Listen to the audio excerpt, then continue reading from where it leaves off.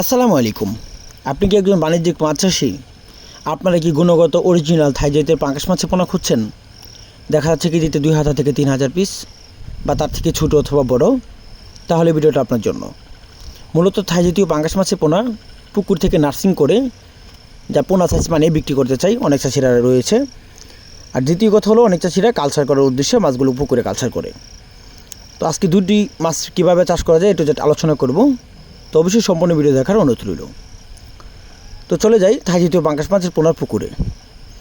যে সকল চাষিরা থাই জাতীয় পাঙ্গাস মাছের পোনা নার্সিং করে, বিশেষ করে তারা দানি মাছ ছেড়ে পোনা সাইজ মানে বিক্রি করে চাই বা বিক্রি করে থাকে, তাদের জন্য পুকুরে সর্বোচ্চ খেয়াল রাখতে হবে পুকুর নির্বাচন।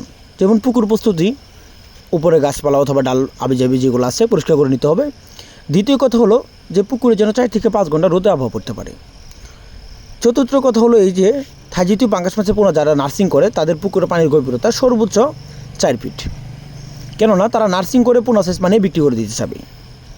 নার্সিং করতে হলে প্রতি শতাংশে চাষ করা যায় পাঙ্গাস মাছের দানি, যেগুলা দেখা যাচ্ছে কেজিতে 100 থেকে 150 পিস অথবা 200 পিস পানি বিক্রি করে দিতে চাই, এরকম চাষিরা তারা প্রতি শতাংশে ছাড়তে পারবে 300 থেকে 400 অথবা 600 পিস করে মাছের পোনাগুলো কালচার করা নার্সিং করা যায়।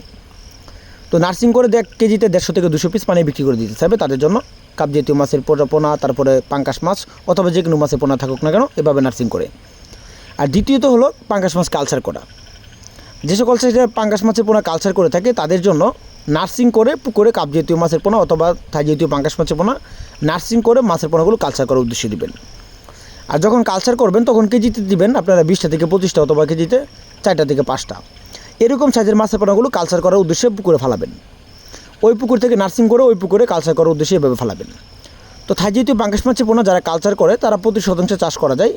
প্রতি শতাংশে যেমন 150 থেকে অথবা 120টা পিস অথবা কেজিতে 60টা, দেখা যাচ্ছে 160টা পিস, এরকমভাবে থাই জাতীয় পাঙ্গাস মাছের পোনা কালচার করে থাকে।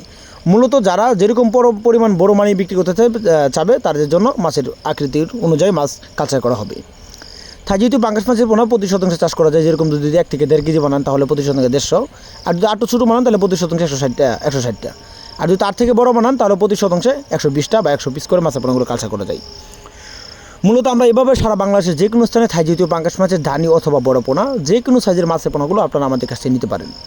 কেননা আমাদের এখান থেকে পরিবহনের মাধ্যমে সারা বাংলাদেশের আনাচে কানাচে মাছের পোনাগুলো হোম ডেলিভারির মাধ্যমে বিক্রি করে থাকি।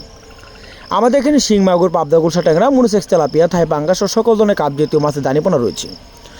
সংগ্রহ করতে হলে যোগাযোগ করতে পারেন স্ক্রিনে থাকা নাম্বারে। ধন্যবাদ।